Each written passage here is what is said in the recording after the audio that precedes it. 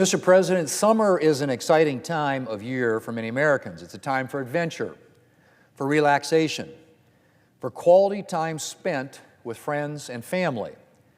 But like seemingly everything else, summer activities are more expensive in the Biden economy. The cost of gas for a family trip is up 45% since President Biden took office. Food for a summer cookout costs 10% more than it did last year. And fees for summer camp are giving parents sticker shock. Even just keeping the house cool has climbed 8% since last summer to over $700. And of course, Mr. President, this is a small sampling of what Americans have been going through for the past 3+ years. Last week's inflation report confirmed again what Americans know all too well. Inflation is still a problem.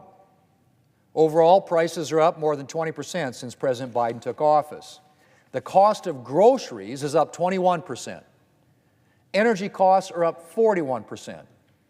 Car repairs and maintenance are up 30%. And the list goes on. All told, it costs a typical family $13,000 more per year to maintain the standard of living that family enjoyed when President Biden took office.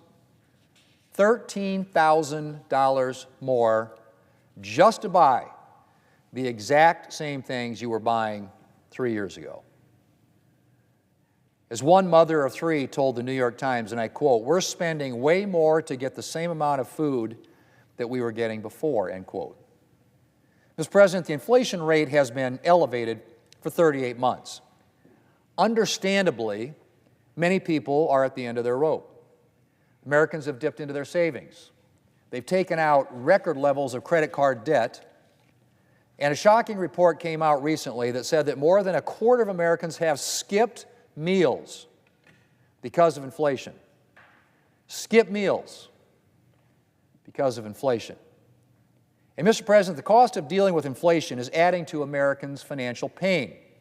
To fight inflation, the Federal Reserve has been forced to keep interest rates high, which affects Americans' finances in a variety of ways. Many Americans turn to credit cards, racking up record levels of debt to cope with inflation. And higher interest rates, in part the result of the Fed's actions, are making credit card bills harder to pay down. The same is true for car payments. And Americans looking to own their own home are facing what one housing expert calls, and I quote, "the most challenging home buying market we've ever seen," end quote. The average monthly mortgage payment is a staggering $2,800. The result of a combination of higher mortgage rates and higher home prices.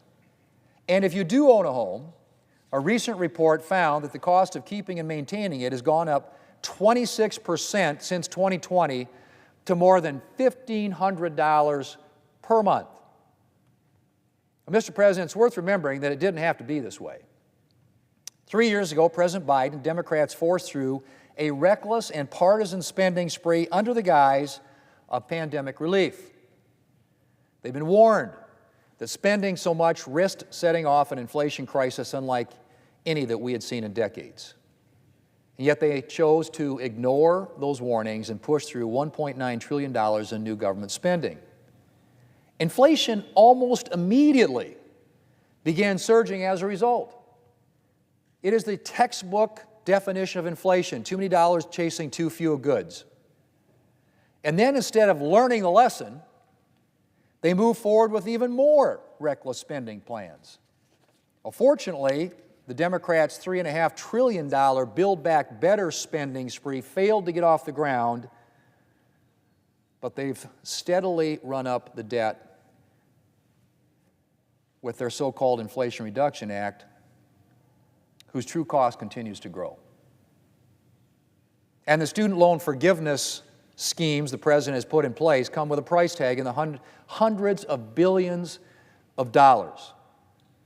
And it's clear that if President Biden gets a second term, there will be a lot more lavish spending on the docket. Plus, you have the President's proposed tax hikes. And then there are the expiring tax cuts. In 2017, Republicans delivered tax reform that lowered rates across the board and allowed families to keep more of their hard-earned dollars. But those tax cuts are set to expire next year. And the President Biden, seems willing to let that happen. That would mean a $1,600 tax hike for a typical family in 2026 on top of years of economic pain from Bidenomics and inflation. Let's hope the American people don't have to find out what that would feel like.